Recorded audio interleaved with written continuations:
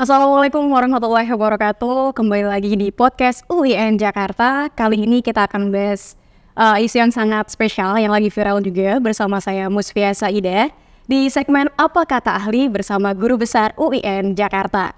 Nah, episode kali ini kita akan membincang masalah isu yang lagi viral banget di sosial media dan juga di media massa nih, yaitu tentang pinjaman online tapi di dunia kampus. Ini menjadi isu yang sangat krusial, menarik juga untuk kita perbincangkan bersama. Dan hari ini saya nggak sendirian, sudah ada tamu kita yang sangat spesial. Di sini ada Profesor Amelia Fauzia. Selamat siang, Prof. Selamat siang. Apa kabar, Prof? Alhamdulillah, baik. Alhamdulillah baik. Nah, teman-teman yang mungkin belum kenal sama Prof Amel, saya kenalin dulu nih. Jadi Prof Amel ini sosok yang sangat luar biasa, guru besar sejarah Islam Indonesia, yang juga berkiprah di bidang filantropi Islam. Nah, tulisan Prof Amel ini banyak banget, salah satunya dan banyak juga yang saya gunakan di jurnal terakhir saya tentang filantropi sosial media. Jadi kalau teman-teman bahas tentang filantropi ini pasti Prof Amel salah satu top of mind-nya. Nah, selain aktif di dalam filantropi Islam, Prof Amel juga aktif di Lembaga Sosial Trust Fund atau STF di UIN Jakarta. Dan saat ini menjabat sebagai Ketua Lembaga Penelitian dan Pengabdian Masyarakat LP2M UIN Jakarta. Oleh karena itu, mari kita ngobrol-ngobrol sama Prof Amel seputar isu yang lagi ramai nih Prof diperbincangkan.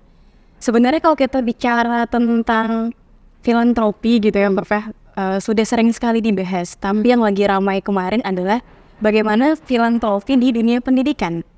Nah, menariknya Prof, kemarin yang ramai karena konsepnya adalah pinjaman online. Ya. Nah, kita awali dulu ya dari pertanyaan, gimana Prof menanggapi kasus dan berita yang lagi ramai itu, Prof? Oke. Pertama terima kasih untuk kesempatan ini ya, untuk sharing Mbak Vivi. Jadi tentang kasus yang ramai itu sebenarnya saya nggak kaget.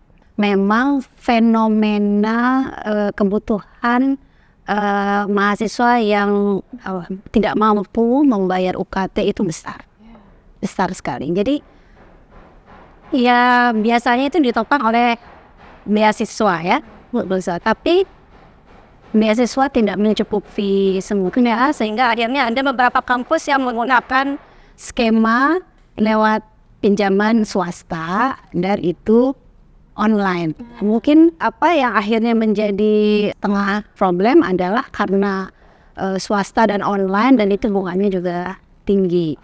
Itu yang akhirnya Jadi sebenarnya ini bukan fenomena yang baru gitu ya? fenomena kebutuhan mahasiswa untuk bayar UKT pinjaman untuk mahasiswa itu juga sudah ada sejak lama. Tapi ini akhirnya meledak, viral, dan diperbincangkan karena online.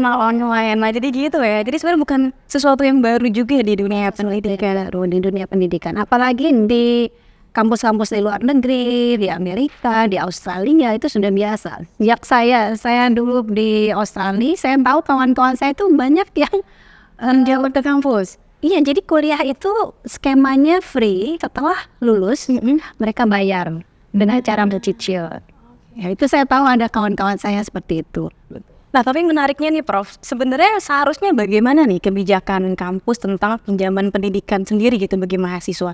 Karena kan pasti dilematis ya Prof, ketika memberikan pinjaman, nanti kemungkinan digantinya seperti apa gitu. Lalu kalau idealnya skemanya bagaimana? Jangan sampai nanti muncul pinjaman online yang akhirnya malah membuat mahasiswa kesulitan loh ya membayarnya gitu. Jadi memang ini tidak bisa hanya perguruan tinggi. Perguruan tinggi juga butuh dukungan dari kementerian ya yang terkait. Apakah itu kalau di UIN ya Kementerian Agama dan Kementerian Pendidikan ya. Jadi ini pinjaman selama ini juga banyak dibantu oleh lembaga filantropi. Apakah itu yang tadinya mahasiswa ingin pinjam atau dalam bentuk beasiswa pendidikan? Di UIN Jakarta kita juga ada. Sebenarnya ada. Jadi dulu ini langsung ya saya cerita. Masa tahun 2012-an itu banyak mahasiswa yang terancam drop out karena tidak bisa membayar UKT. Berarti sekitar 10 tahun yang lalu. 10 tahun yang lalu. Pinjaman online atau online kan masih belum sih meledak sekarang. Ya, itu bukan online maksud saya. Itu pinjaman biasa. Pinjaman biasa yang ditujukan ke kampus. Karena memang mahasiswa tidak mampu bayar UKT dan terancam drop out. Biasanya tuh ngantri di depan ruang kabiro, ruang warek, dan itu sedih-sedihan itu udah, karena memang sedih mendengar cerita mereka yang benar-benar tidak mampu gitu loh.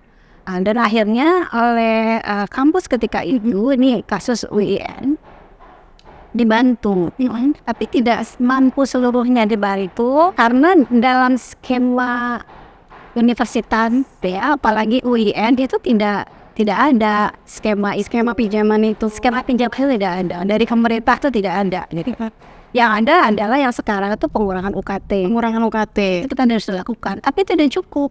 Ya, tidak cukup. Jadi memang akhirnya muncullah ide tentang social transfer ya, untuk membantu mahasiswa membayar UKT, apakah sudah untuk dalam bentuk beasiswa atau ada kita yang namanya dana talangan. Oh, jadi kalau di UIN saat itu sempat ada namanya dana talangan.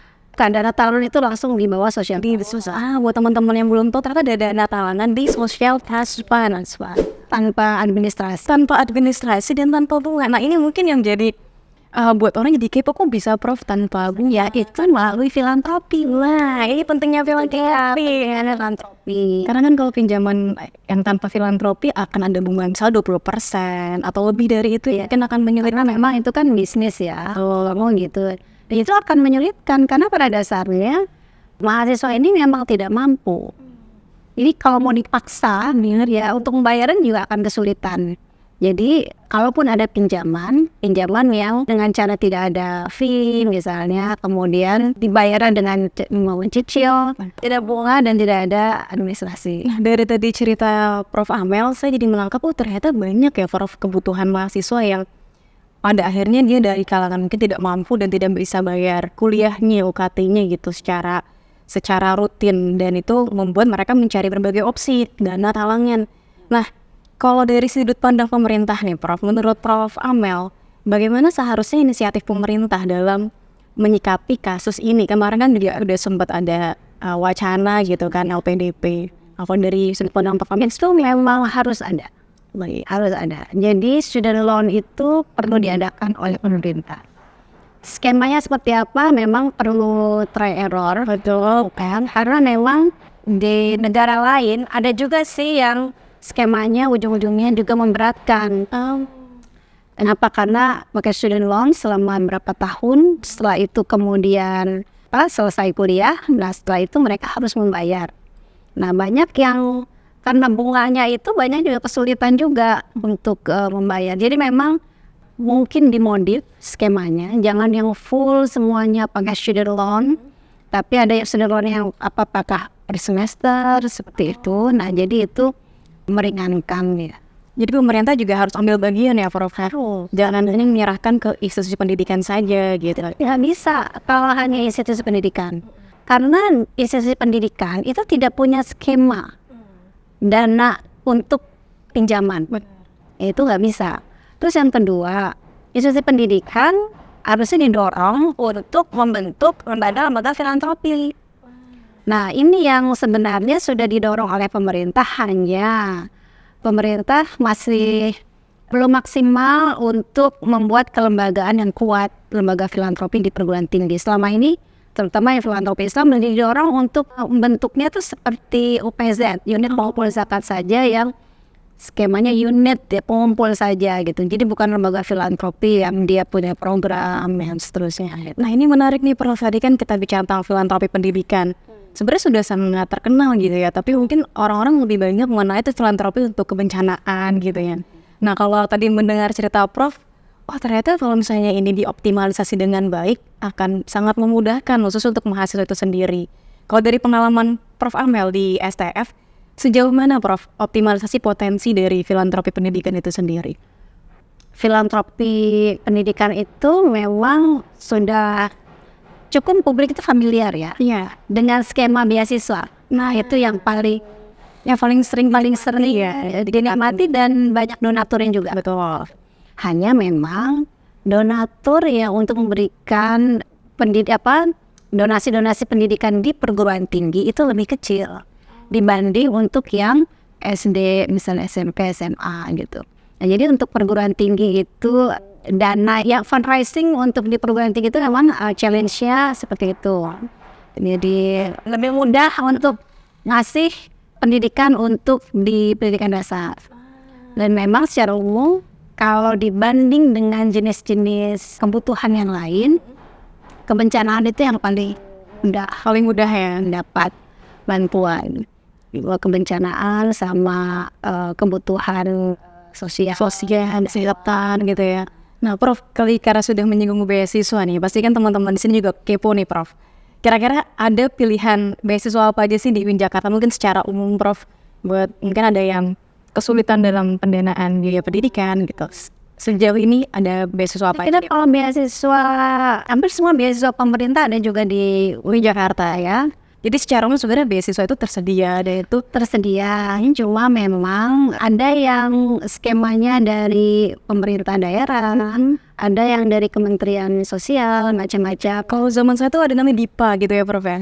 Ya, seperti jadi ada dari luar juga, ada yang dari kampus juga. Ya, ada beasiswa yang dikeluarkan oleh UIN Jakarta sendiri, tapi itu untuk mahasiswa internasional biasanya. Nah, ada beasiswa rektor itu buat mahasiswa internasional yang membutuhkan. Iya.